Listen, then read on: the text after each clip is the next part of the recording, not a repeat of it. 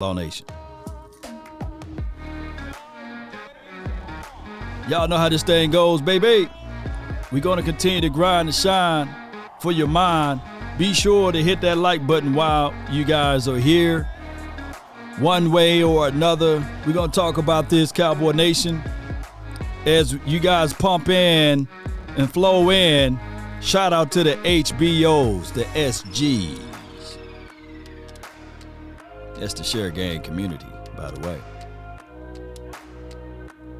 Be sure to hit that notification bell. Subscribe to this account for more and more Cowboys content around the world. Let's go. Shout out to you, C. Nick. Shout out to you, Ryan. Shout out to you, Carlos Santana. Shout out to you, though. Bert in the house and landlord from Alabama. Roll Tide, right? News and notes and information that rules the nation. Coming to you raw from law. Shout out to the Cowboys.com for all of the wonderful illustration. They are the best at it. Shout out to the DallasCowboys.com. Hit up Derek Eagleton. Shout out to him too.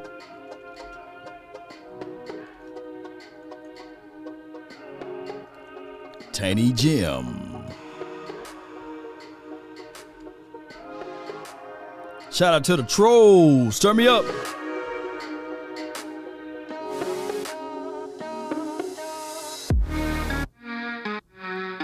Come on. It's Friday.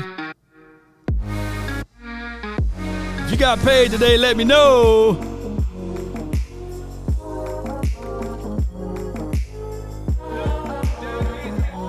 Sheila, oh Sheila, I see you. All right. We outside. Shout out to you, Sam. Appreciate you. It's a beautiful day, Cowboy Nation.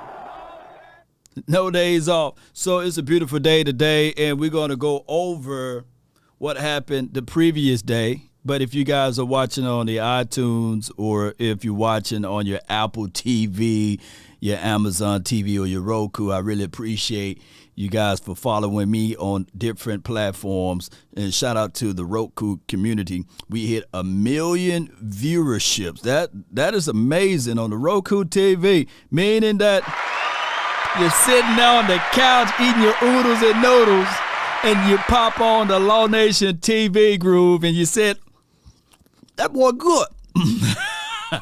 Appreciate you, man. Asmodeus, man, I really appreciate you. Are you not entertained? Yo. Are you not entertained? I try to bring it the best way possible, and I'm not all the way right all the time, but, I try to be.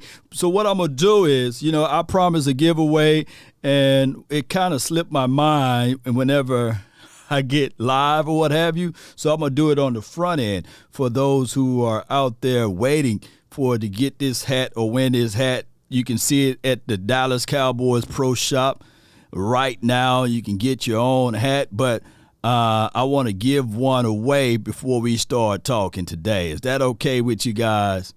Is that okay? Let me find my wheel.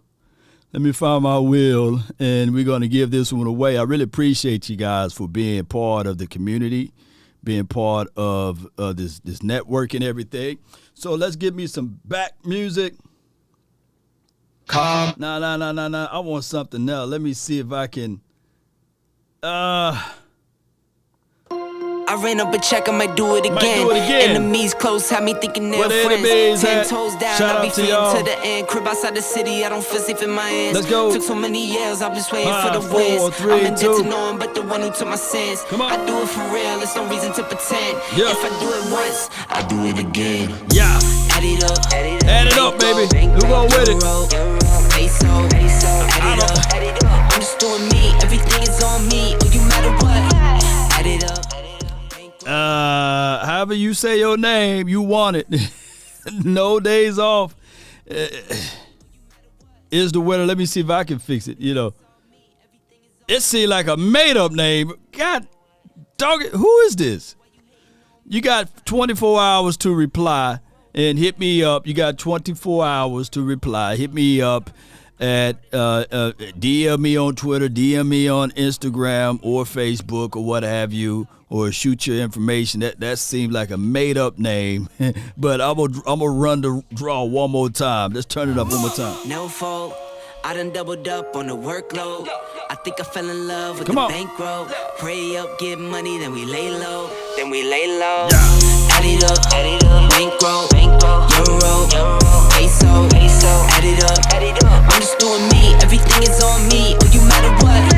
Add it up, bankroll, What missionary? That sounds like a made-up name as well. What is going on? I'm going to run it one more time for your mind. But you got 24 hours if you're real. Tell me if it's real, baby. One more time. We're going to run 3 of them. Let's go. Let's go. Told you I'ma do me. Why you hating on me? It's not adding up. Darren Bolden, hit me up. We have a winner. Darren Bolden. Hey, Bowden. Let me know how you say your last name there. And let me know, Cowboy Nation, those are the 3. So we're going to get right to the content right here, Cowboy Nation. I really appreciate those who participate. I appreciate those who wanted to participate but couldn't participate. But it is what it is, Cowboy Nation. So news and storyline that was out there today, yesterday, Parsons, right? He said, hey, D-Law, you want to say that you're the sack leader, but let me tell you something. If you want to shoot for 10, dog, I'm going for 20. And if you want to shoot for 20, I'm going for 30, basically. And I love knowing that, Cowboy Nation, because that's just the way it is. And on top of that, your name is Darren Bowden. Well, hit me up, Sam. Hit me up. Let me pull up the chat box so everybody can see y'all beautiful names on display here. Shout out to you, Tupac with the Mohawk. Appreciate you. Micah not backing down or pulling out, none of that stuff. Micah is going all in. And I like what you said, Jay Lombardi. Here's the thing. As we look at everything from A to Z of what the Cowboys bring to the table, I listened to a lot of people and what they had to say about the Cowboys and what they doing this offseason really don't amount to nothing because of the past. Well, here's the reality of it, Cowboy Nation. If you think about it, this team last year, a lot of people written us off on the defensive side.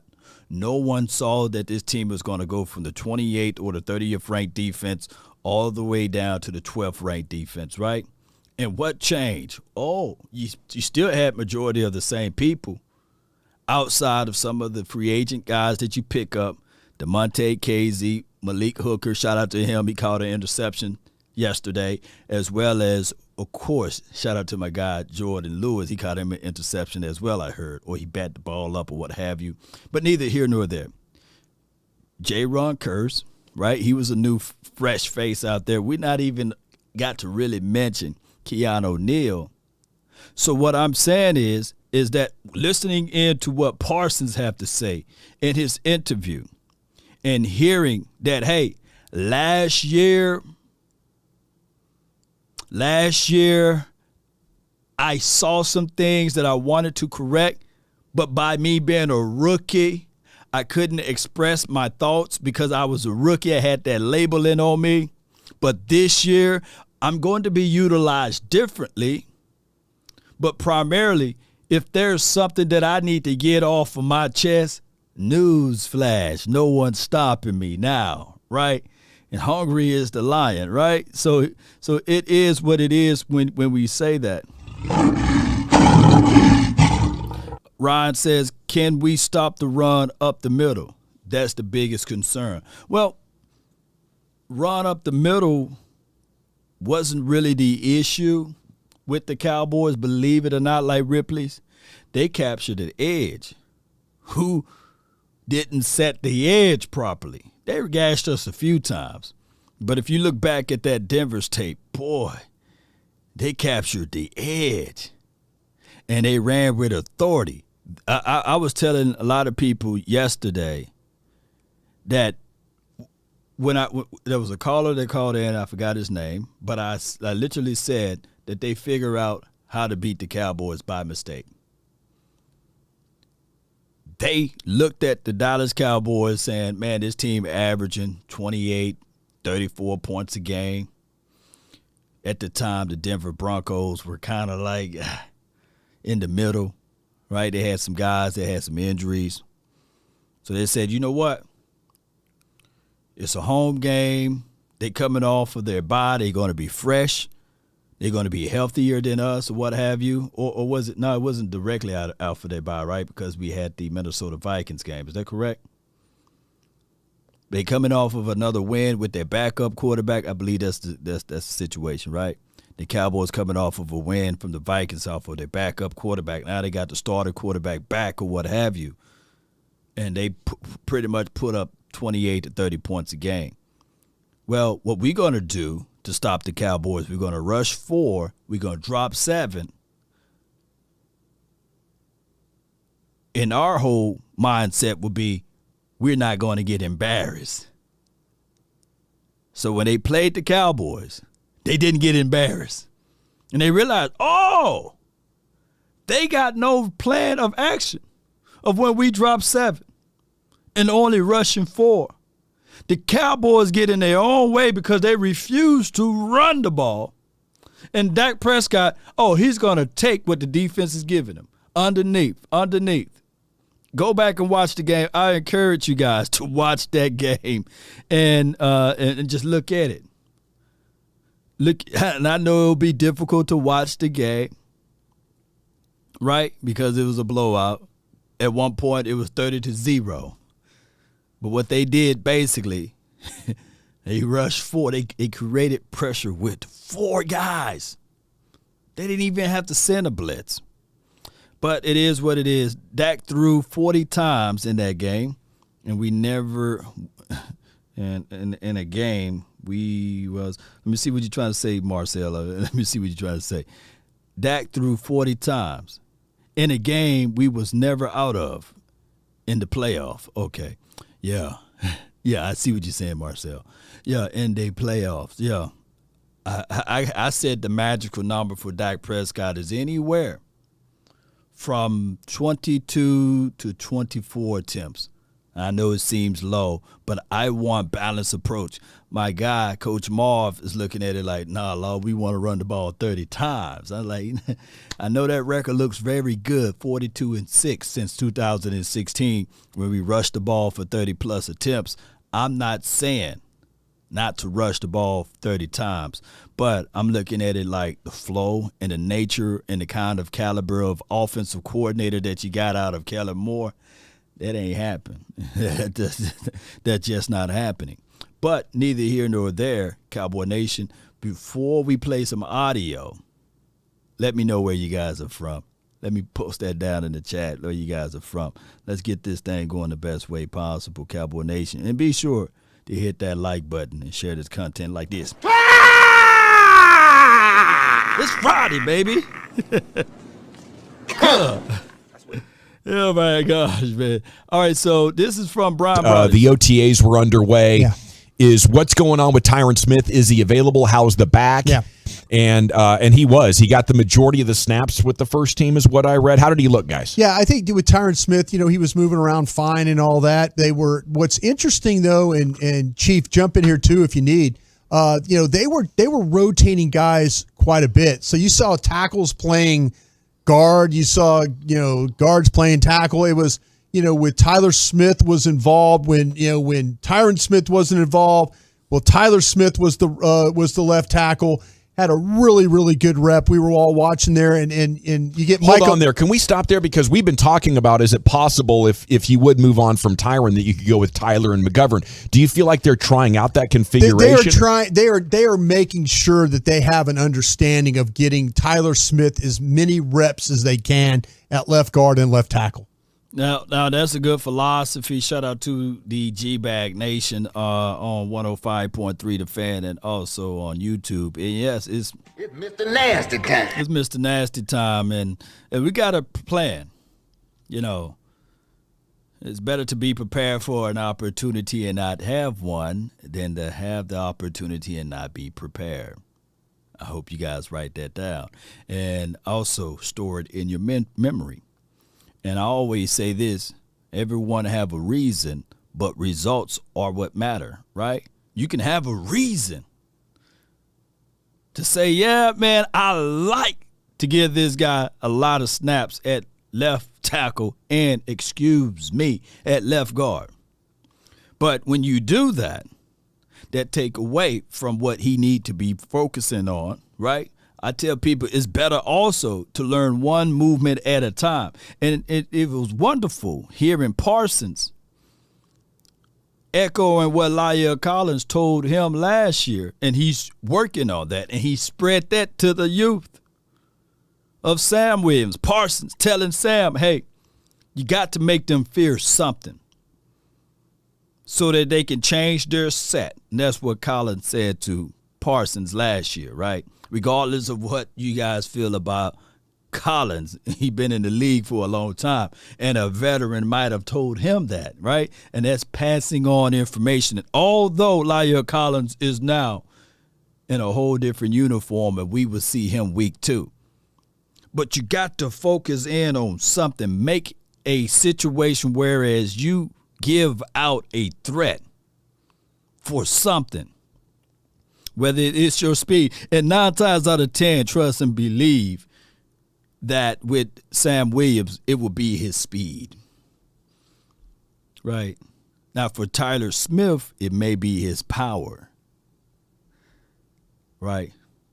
And nothing you can do with this situation and scenario as it relates to the previous guy that we had at left guard. He just wasn't strong, right? That just was his size, right? I would love to see you on 105.3 The Fan and see how you interact with the crew. You always have really good takes. Much love from Cali, DC for life. Carlos, appreciate you, man. Appreciate you.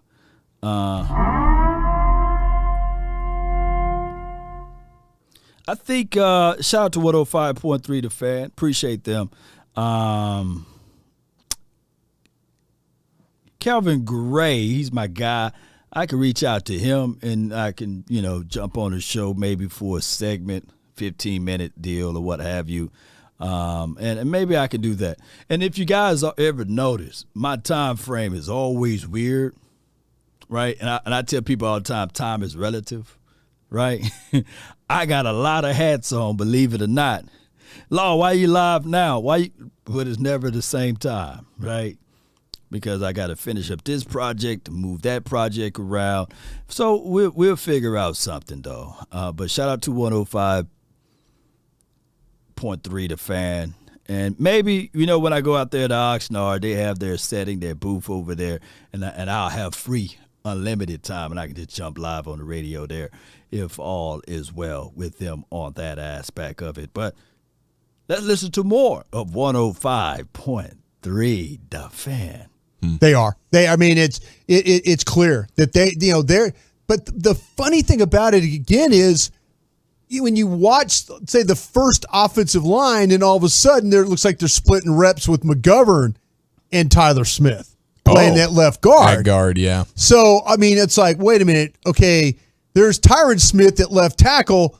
What? McGovern's in there? Okay, so I'm getting told Tyler Smith is like this plug-and-play big left guard that's going to help your running game. Is it possible McGovern beats him out? Is that what they're looking into? You know what?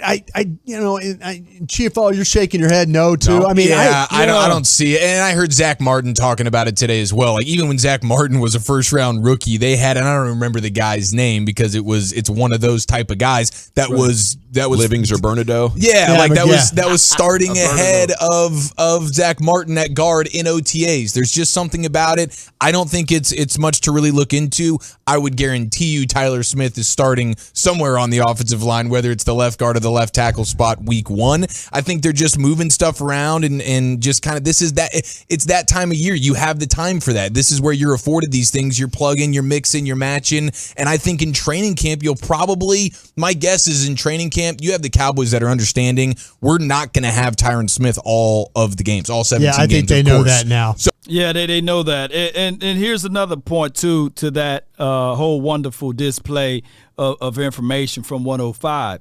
Here's another thing that I want you guys to understand. Let me try to use this analogy. Who played like Need for Speed, like Nintendo game or Sega game or PlayStation, Xbox, whatever it may be? And sometimes you can upgrade to a car and it's nice, right? You say, oh, it's fancy. And you don't know how to drive that car. The handles are different. It's faster, but the handles, you can't hit the curve. You're hitting the banks or what have you whenever you try to hit the curve. So it's better for you to practice off to the side before you put them in a race and say, yeah, I got this faster car. I should win hands down just off of potentials. That is the same way football is collectively. You can go out there and get the fastest car, but if you don't know how to control it, it don't mean a hill of beans. Let me use another example. For those who cold-blooded with Madden, right, on the sticks, and you so cold-blooded that you always play on all Madden, right? But you didn't start off playing there. You had to go through the rigmarole of learning how to play. And then once you get cold on the sticks, and you was just that fire person on the sticks, I'm going to go all the way back to like 02, 05, around that Madden time frame. It don't matter what team you play with. You can let me just random select my team. I'm gonna kick your tail. I'm gonna kick your tail, and you look. You got next, but I'm gonna come all the way down to where you at, and I'm gonna thrash you because you cold on the sticks. It don't matter, and that is what coaching do. When you have a coach that can elevate a team, and all he needs is a few good weapons. And every year you will look up and you will see that particular coach is in the playoff, right? That coach is making it to the playoffs. Like Bill Belichick, I get it, right? He haven't been back to the Super Bowl since Tom Brady left. But I'm quite sure they made it to the playoff last year, did they? They got knocked out. But I'm saying that like this year you better watch out for the Patriots. They may figure things out because they just cold-blooded in coaching. Coaching goes a long way. So that's why I was banging on the table when a lot of people judge this team for the 27 years of us being pretty much poo-poo in those 27 years, or out of those 27 years, we only had technically, in my opinion, just my opinion, let me know if you guys share the same sentiments. Let me know. We only had one real coach, and that was Parcells. Right? Shoot, that was the only real coach we had.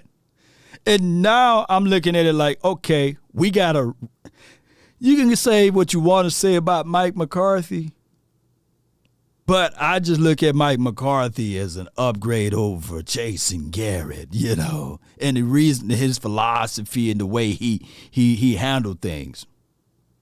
And as bad as Parcells had to take that team and terraform it, right, they had some bad stuff.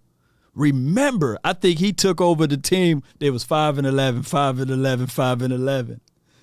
You know, that's tough, baby. He took an undrafted quarterback to the playoffs. But before then, didn't he take Quincy Carter? Did Quincy Carter go 10-6? Pegs Khan says, Mike McCarthy ain't that guy. Well, I'll meet you halfway. I'll meet you halfway. Mike McCarthy plus Dan Quinn. Do they equal D guy?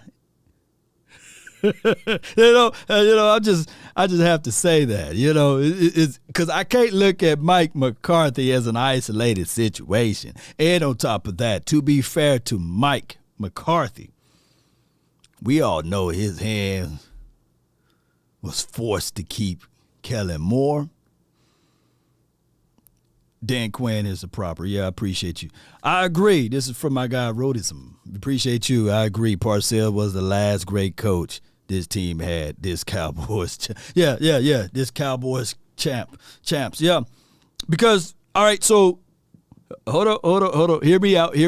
If we had like the time machine, well, I ain't going to say that because people say, shoot, we'll go back and make Jerry Jones keep Jimmy Johnson, make Jimmy Johnson not flirt with the other teams or what have you. But that's a story of a different day.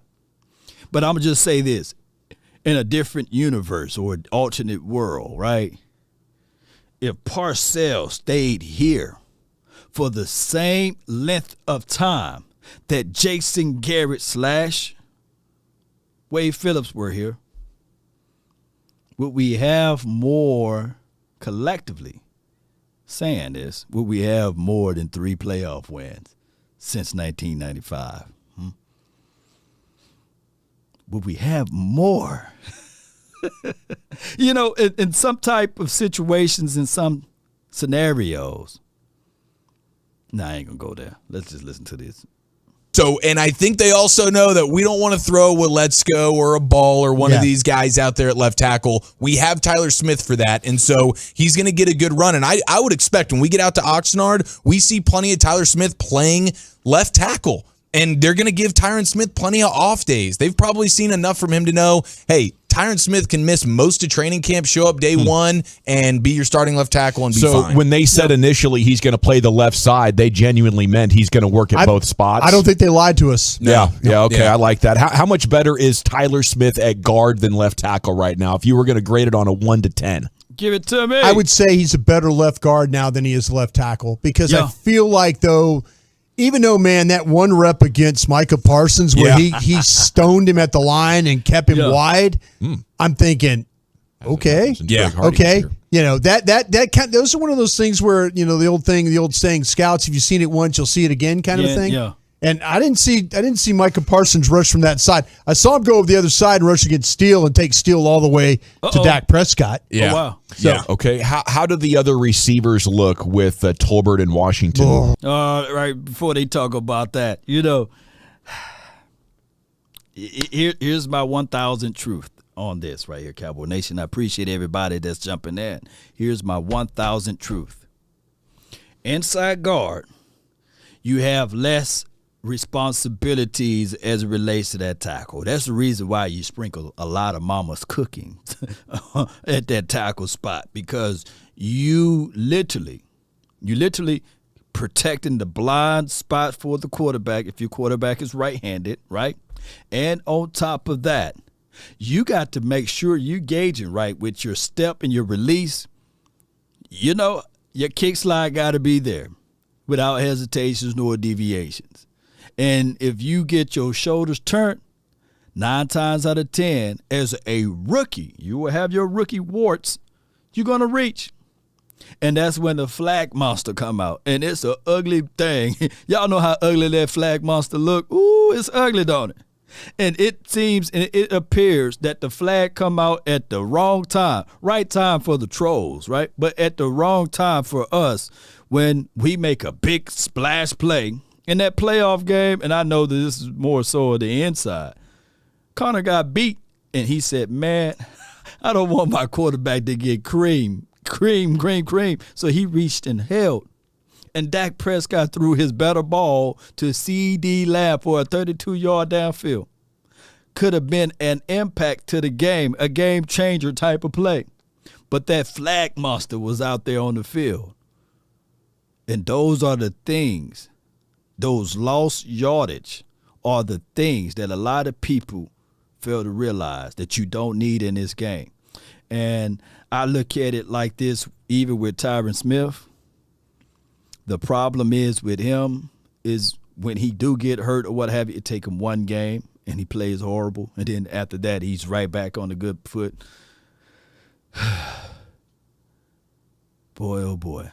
But for Tyler Smith, not Tyron, but for Tyler, put him inside, let him work within the confines of that cylinder, keep letting him force with this ball, play with the ball, keeping those elbows inside, keep the feet moving, look at his cylinder, keep the arms not too high nor too low, and that's what he's doing, directing, redirecting, keeping everything inside that cylinder, right?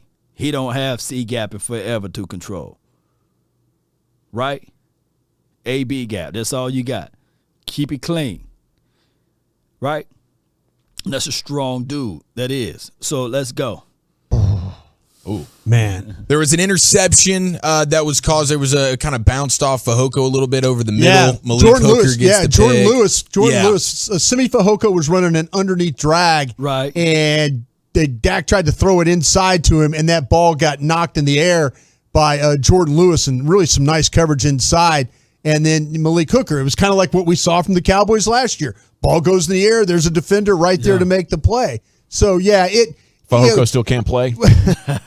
Now, yesterday it was reported that it was a drop, and I appreciate those who hit me up and say, no, it was a tip ball.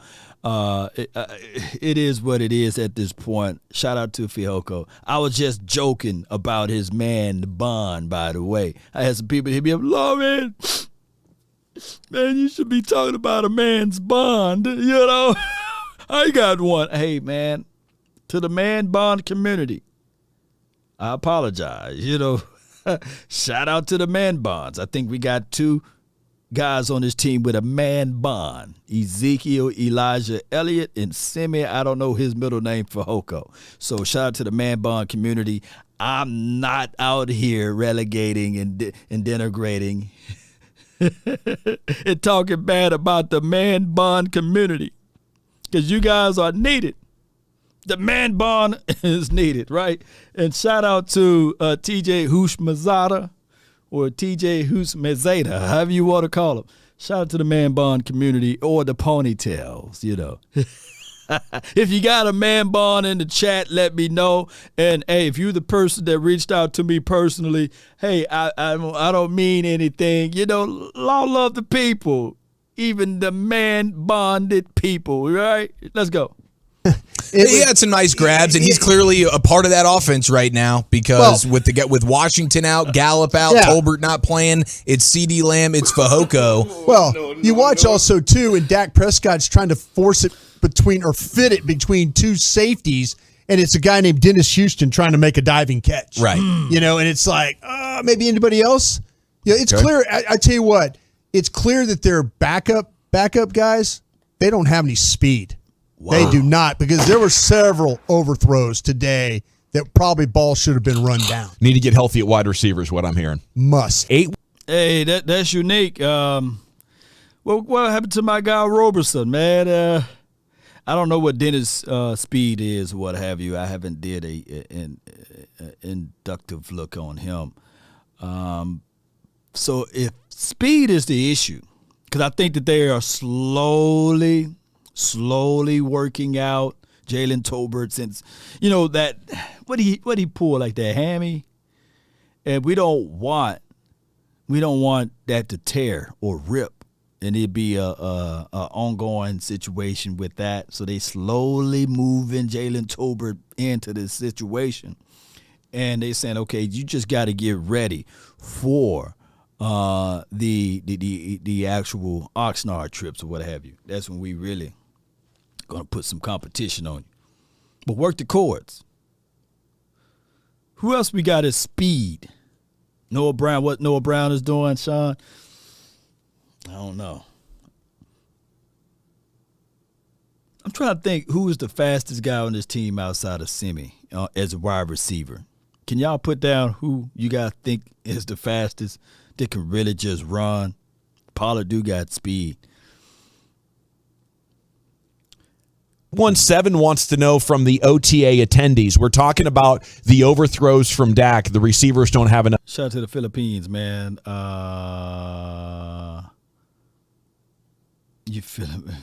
We them boys. Shout out to you, Red. Thank you for jumping in. Of speed. We're talking about the interception over the middle on the ball to Fehoko. 817 is asking here on the truckwreck.com fan text, are you sure it's not Dak's inaccuracy on those plays? No, ball's where it needs to be. Ball's near sidelines, ball up the sidelines. No, they just don't have enough speed to get to the ball. And it's not just Dak. The backup quarterbacks were having some throws that were missed too. They just don't have enough speed. That's the problem. I mean, like I told you, they got guys like Dennis Houston running routes. Ty Freifogel is another guy running routes out there. Oh, yeah. See, that's what I'm saying. There's long lineage of Freifogels. There's nothing. There's in a kitchen somewhere. Other than CD. He just sounds unathletic. He's got like those nerd army glasses on out there is what I'm imagining. Private Freifogel. Stands out like a sore thumb out there. That is the absolute problem right now is because they are struggling with other than CeeDee Lamb, it is a struggle for them to get people open out there. 100%. I mean, you got times where it's Zeke and Pollard on the field together. They're both lining up in the opposite slot position. They're both lined up as slot wide receivers. And my guess is this isn't Kellen Moore creativity. No. My guess is this is just wholly out. We have no bodies out here at the wide receiver. That's the end of that, man. I appreciate 105 for that wonderful excerpt. All right, so this is what I got right here. I'm going to put this right here in the chat. I'm not finna be the person that say, hey, man, you don't need speed, right? The speed force, right? Got to have a threat. Got to let them fear that, right?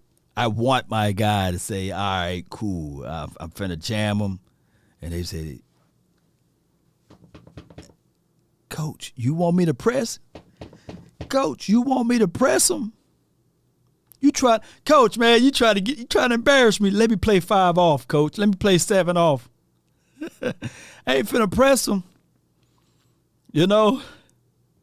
And they don't have that aspect of saying, hey, roll in practice. Roll coverage. Roll coverage. No. So, I don't know, man. If we don't have that guy with speed, it could be like people fail to realize, hear me out. I wish that they said who was like the starting DBs. That's why I can't wait till I get out there. Oh, my goodness, man. I think that Diggs got subtle speed. I've seen Diggs run some stuff, man. Pick sixes and fumble scoops and not get caught, from behind. And we know. Kevin Joseph is a 4-3 guy. Anthony Brown, 4-3 guy. Jordan Lewis, 4-5-ish, but he's quick more than fast. Malik Hooker, shoot, we know. That boy got range. He was considered before the injuries. Ed Reed. That's why he was able, similar to Ed Reed, because there's only one Ed Reed. But baby, if we can get a half of an Ed Reed out there we got a guy named Quandre Mosley. He's a 4-3 guy. Wanye Thomas, 4-4 guy. So we got speed. The other kid from USC with all of those first names. Isaac Taylor, Stewart Isaac, 4-4, 4-3 guy, 4-3, 4-4-ish guy, give or take. So, and Marquise Bell, appreciate you, Johnny. So you got all of this speed out there. Low-key Cowboy Nation, that could just be the philosophy of this team just being so fast. Parsons out there covering and blitzing off the edge. Sam, both of those guys, those front guys. Core, 7 guys, 4-4, 4-3 guys. So this could be just that too. And your average wide receivers, if they running 4-5, shoot. I'm sitting in a zone. I'm sitting on routes, right? Meaning that when your quarterback run that stuff, I'm sitting. And if my other guy is already, if he's already playing press and I can see where the ball is going, shoot, I can make a beat on that ball, tip it up out of the sky. So that's why speed, man, shoo. Cowboys collectively, and I'm not trying to gas those boys up, and hype them up, pump them up, but they may just be the fastest team in the league, right? Execute Order 66. They may just be the fastest team. Name me a team with a faster linebacker. Name me a team with a faster linebacker. Name me a team with a faster edge guy. 4-4. Name me a guy that runs a 4-4. In every position, it just hit me. FBI, open up! I'm opening up. Kelvin Joseph, I think in his pro day, he ran like a 4.229 or 4.26, something like that. That's fast, baby. I think it's officially like 4.3-ish, but that's still fast regardless. The track boys, you might as well call them the Dallas track boys. The boys can get there. Israel run a 4.32. Shoot. I didn't know that. I thought he was like a 4.4 guy, but yeah, I know for sure Nashawn Wright, he's 6'4". He's a 4.4 guy. See? Shoot, that's speed. And these boys not allowed to hit, and you can just be all in the face. Shoot. This defense, man, this defense can clearly be a top 10 defense, man. And one can argue they was on the pace for that last year. They were still trying to pick up things to learn. But majority of that is out the way, right? Right, Cowboy Nation? So it's a situation and scenario that, shoot, we might be in the best spot possible. All right, so I want to play this audio, and then we'll get into the interviews or what have you. You guys are okay with the time? Appreciate it. I hope you guys are still on your lunch break. It's 12:21 where I'm at right now. But I always say time is relative, right? Right? Time is relative. Let's listen to these boys right quick. In Frisco, and as Cowboys players got back to work, fresh on their minds, the passing of Marion Barber. Barber, a 2004 fifth-round pick for the Cowboys. Most of these players didn't share a field with him, but running backs coach Skip Peete did coach him. Aside from highlighting who he was as a person, humble, selfless, and sharing reps when the game plan dictated it, he told me it was the barbarian style of play that he used as a model of physical play. Every single season was Pete's answer to how much he talked about Barber to his running backs room. In fact, he said 2 weeks ago he popped the tape in for them. Why? He told me it shows pass protection, setting, shooting with your hands, striking with a purpose, ability to finish runs. Seventh-year back Ezekiel Elliott paid attention. As for Zeke's outlook heading into the season, he tells me he feels healthier. Injuring his PCL on his right side week 4, he said it really limits his ability to open up. He, of course, played through it, but this offseason says he's really rehabbed it and built up everything around it as well as his quads. Now, while he didn't want to get into the elements of his game that he's really honing in on, he did say he's toying with a lighter helmet with the same safety ratings. 1 year, he said he even tried different shoulder pads. And last week, it was his quarterback, Dak Prescott, who said when healthy, Zeke is the best back in the league. We asked Zeke about that, and he agreed. Man, shout out to Jane Slater, and condolences out to the loss and to the family, to those who represented Marion the Barbarian family. And I hope all is well with everyone during this crazy time of the year, right? And everything is kind of happening right before our eyes in most situations. But we are here right now heading into Ezekiel Elliott's year and career. I said it, he's on a down spiral as it relates to his numbers in the last 2 to 3 years. But he's basically on the same pace as my guy, Edgerrin James. But neither here nor there. I get it, right? He changed out his shoulder pads. He changed out his helmet for a lighter helmet. And he's trying to get more aerodynamic, I guess, if you're changing out the helmet and you're changing out the pads or what have you.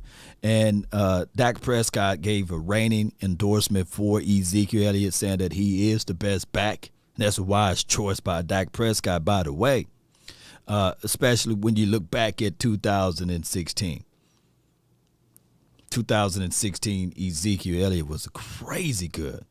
On top of that, for all of those who are out there watching, 2017 was just this right here with the commissioner and all of that stuff.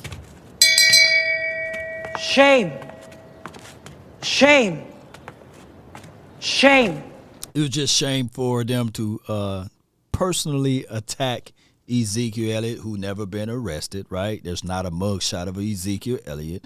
And for them to go on and off and off and on about the suspension and just derail that man's whole enthusiasm. I recall a game where the Cowboys were down, and this was when we were playing the 49ers. Ezekiel Elliott ran back out there on the field where the defense was at and told them to get their stuff together. Get it right. Let's go win this game. You don't see that fiery Ezekiel Elliott anymore. Right? But it is what it is. But Ezekiel Elliott, for the first 4 games, he was healthy. And shout out to Coach Marv. He brought up that to my attention about what Ezekiel Elliott was averaging and things like that. He was pretty much, for the first 4 to 5 games, he was on pace to averaging of what he did his rookie year. And by the matter of fact, his numbers were better, believe it or not, when you do your homework. Nevertheless, I look at it like, okay, let's switch it. Let's change this thing around. Let's add in what Ezekiel Elliott can do and also elevate it with Tony Pollard. I look at it like this: the NFL then changed to a more passing league. The NFL then changed to a more hit 'em with surprise league. I think that if you can do those type of things, split that thing in half, give me my big 25. If you want 5 more carries, you can roll with that. But give me my big 25. Let that be the minimum. I need to see 25 touches from my room, not my cornerback room, but from my running back room. Even if you put 5 carries, 5 totes, or 6 from the third running back. What's the running back from Florida? From the Florida Gators, if he make the team. Let me see it. I forgot his name. Malik Davis, I believe. If he makes the team. Or Jaquan. Is Jaquan Hardy still on this team? Even if he makes the team, give him about 2 or 3. Zeke somehow not a name that we've been talking too much about this offseason because so much of the focus has been on the wide receiver room with Amari Cooper leaving. But we know that when Zeke is healthy, he can be a game changer. When it comes to this Cowboys offense, though, which Cowboy not named Dak Prescott is the most critical to this team's success, LT? It's actually the coach. It's Mike McCarthy. You know, Mike McCarthy is a Super Bowl championship coach. In the past, obviously, he's been known for having great offenses. But I really believe the pressure is on him this year. Last season, there were a few games where Mike McCarthy actually cost his Cowboys team a game because of his decision-making, game management, clock management at times. Now, you know, Mike is a guy that's going to have to obviously take the reins, I believe, a little bit more. But here's the thing, and I'm going to be honest. Here in Dallas, where I live, everybody is talking about Dan Quinn waiting in the wings, maybe Sean Payton. Mike McCarthy hears that. He has to be able to block it out and get this team where they need to be because they have the talent to make a Super Bowl run right now. If that doesn't happen, trust me, where there's smoke, there's fire. And Mike McCarthy may not be in Dallas much longer. LT, I love the point that you're making about situational football as well and how important that is for the coaching staff. You know, as I look at this football team, one of the things that's going to make a difference for them this year is the continual improvement of the defense. Last year, Dan Quinn came in and changed things dramatically. He had a tool and a weapon like Micah Parsons, who made an enormous change for their defense. The key is this year that Micah Parsons cannot digress this season. He actually has to be better than what he was. So the combination of Dan Quinn, Micah Parsons, and the rest of that defense really have to stand up to continue to make a difference for the Dallas Cowboys. No doubt. So both of those coaching staff, or both of those coaches right there, they must both step it up. And I don't look at this situation whereas is Parsons doing the same thing again from last year to this year or bust. No, I look at it like this collective team. The team, although Parsons had an unbelievable season, Parsons' season was so good that people fail to realize that we had a cornerback to give us 11 interceptions. Don't you know what was more remarkable than that was the fact that you had two other cornerbacks with 3. We used to have a parade for a cornerback to give us 2 interceptions a year. We'd be like, yeah! He could pick off the ball. 2 would have been the highest total. People fail to realize Anthony Brown had his best season. He had 3 INTs. That's remarkable. And he dropped 2 others, Oh, Kelvin Joseph, he came in for a cup of coffee. Let me get this cup of coffee, and spilled it all over himself. He had him too. He literally had him too. Went through his hands. He had him 1 in the Eagles game. One can argue 3, but he had him at least 2 that he dropped.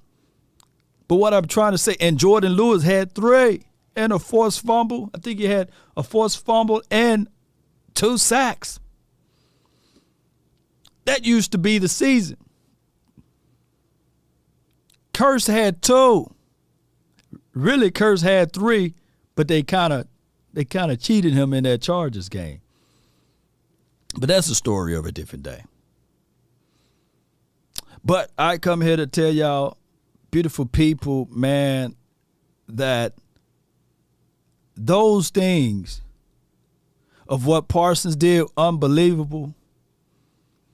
But collectively speaking, this defense improved all around. I think Malik Hooker had an interception, didn't he? And a forced fumble. And KZ had him about 2 interceptions, although he's on another team. But what I'm trying to say is, Cowboy Nation, this team, they are not just turnovers. They are takeaways. They are taking the ball away. This team changed right in front of you guys' eyes. Now, Leon says, we just couldn't stop the run. I will agree with you on that. But our defense, I believe, collectively, they look back at everything. And I think of the running situation. When the Cowboys are up, it's going to be hard to continue to run. And I think that that's their mentality, is to get up.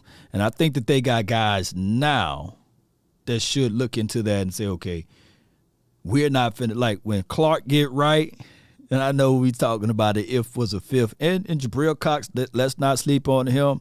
He was another guy that they're not talking about, but his recovery is ramping up too. This team is going to be a whole different team. None of that soft, fluff stuff.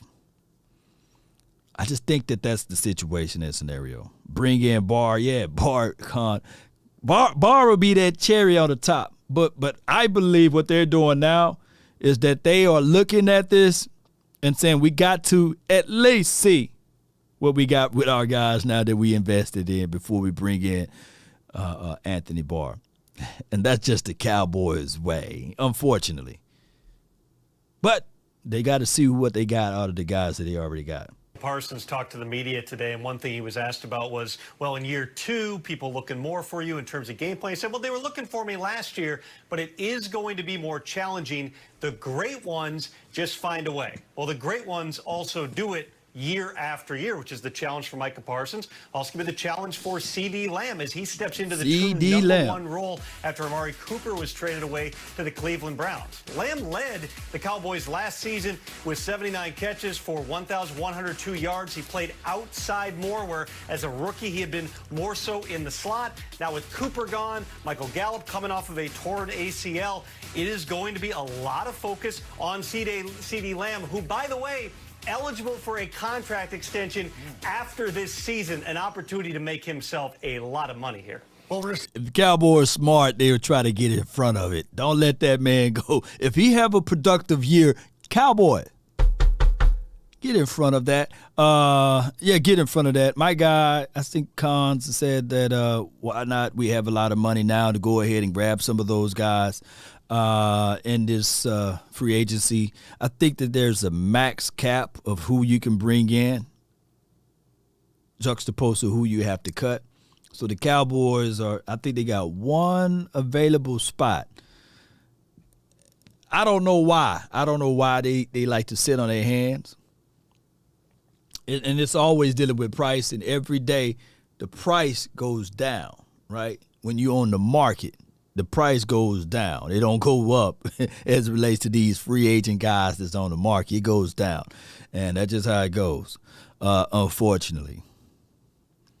But anybody on the defensive side, like I said before, I'm giving Dan Quinn, Joe Witt Jr., Al Harris, George Edwards, Durday, all of those guys that's coaching on the defensive side, a little longitude and latitude. Receivers haven't been making money, so he might have to wait. So it's all good. But by the way, let's give a little love for the Dalton Schultz, too, who will also be heavily prominent in that passing game. But one of the things that stands out to me about the Dallas Cowboys is the offensive line. For the last decade or so, the strength of this offense has stemmed from how well they have played on the offensive line. Now, obviously, they let go of Collins, who's now in Cincinnati. They drafted Tyler Smith, who's going to come in and play left guard. He'll eventually be the left tackle. To me, if the offensive line does not play well, it doesn't matter, because that is what will hurt Dak Prescott. That'll hurt the running game. And so for me, as long as that offensive line can rebound and get back to that elite status that they had for a number of years, everything else is almost moot. Is it? It is. I don't know if it's mood. I mean, I think what I grasp from all of this, but it's not going to be just one person. It's not going to land on one person's shoulders. This is, without a doubt, an all-hands-on-deck type of situation. But if we are talking about big holes here, I think Amari Cooper leaving was huge. And to your point, Tom, C.D. Lamb is going to have to make up for those, 100-plus catches that Amari made up for last year. And when you're a guy who's moving his locker closer to the QB, I feel like he's calling dibs on those, isn't he? A little bit, yeah. All right, we got to get it together. Elsewhere in the NFC East, the Giants now in All right, we ain't talking about that. So, all right, Cowboy Nation. With that being said, I really appreciate you guys so much for jumping in for this episode and this video. My thing is, I'm looking for Cooper to do his deal over there in Cleveland land. Shout out to him. But I'm also looking for my guy, C.D. Lamb and Gallup, to rise up and take over. I really do. I really do, Cowboy Nation. And that's all the time that I have for this beautiful moment. I really appreciate everybody for jumping in for this episode on a beautiful Friday. If time permits, I will jump back in and give you guys more detailings, but I got to roll. I got to bounce it. Got an emergency meeting that I got to attend to in a few. So I really appreciate you guys so much for your love and adulation for this particular episode. Let's go, Cowboy Nation. Be sure to hit that like, share this content, let a friend or a neighbor know where to go when they want to tune in to Cowboys Sports Talk and beyond. DC for life. Salute.